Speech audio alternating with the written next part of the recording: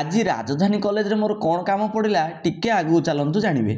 ପ୍ରାୟ 3 ଦିନ ହେବ ଘରେ ରହିବା ପରେ ଆଜି ବାପାଙ୍କ ସହ ସକାଳେ ବାହାରିଥିଲି ବସ୍ଷ୍ଟାଣ୍ଡ ଅଭିମୁଖେ। କାହିଁକି ନା ମୋତେ ଭୁବନେଶ୍ୱର ଯିବାର ଥିଲା। ବସ୍ ଭିତରକୁ ଏଣ୍ଟ୍ରି କରେ ତ କଣ୍ଡକ୍ଟର ଭାଇ କହିଲେ ସିଟ୍ ହେବନି, ସ୍ଲିପରକୁ ଯାଅ। ଯାହା ବି ହେଉ 200 କିମି ଅତିକ୍ରମ କରି ଭୁବନେଶ୍ୱରରେ ପହଞ୍ଚିବା ପରେ ମା' ଦକ୍ଷିଣକାଳୀଙ୍କୁ ଦର୍ଶନ କରି ସିଧା ପହଞ୍ଚିଥିଲି ଖାଇବା ପାଇଁ।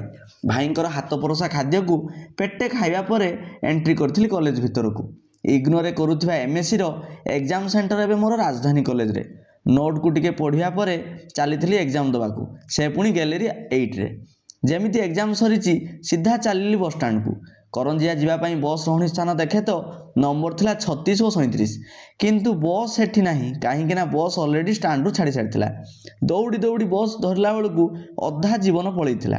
ଯାହା ବି ହେଉ ବସ୍ ଭିତରକୁ ଏଣ୍ଟ୍ରି କଲା ବେଳକୁ ସବୁଠି ଫାଙ୍କା ଦେଖି ନିଜ ମନ ଅନୁସାରେ ଗୋଟେ ସିଟ୍ରେ ବସି ପଡ଼ିଥିଲି। ଚାହୁଁ ଚାହୁଁ 2025 ସରିଗଲା ଜଣା ବି ପଡ଼ୁନି।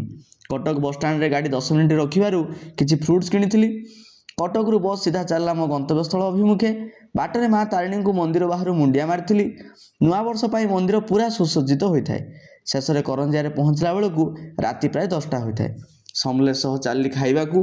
ନାନ୍ ସହ ମସରୁମ୍ ଖାଇବା ପରେ ସମଲେଶ ମୋର ଚାଲିଲୁ ରୁମ୍ ଅଭିମୁଖେ। ରୁମ୍ ପହଞ୍ଚିଲା ବେଳକୁ ମନେ ପଡ଼େ, ଆରେ ଆଜି ତ ସ୍କଲାରସିପ୍ ଆପ୍ଲାଏର ଲାଷ୍ଟ ଡେଟ୍। କିଛିଟା ପେଣ୍ଡିଂ କାମ ସାରି ଶୋଇଥିଲି। ଆପଣମାନଙ୍କୁ ଆଡ଼ଭାନ୍ସ ହାପି ନ୍ୟୁ ଇୟର୍। ରହିଲି, ବାଏ ବାଏ।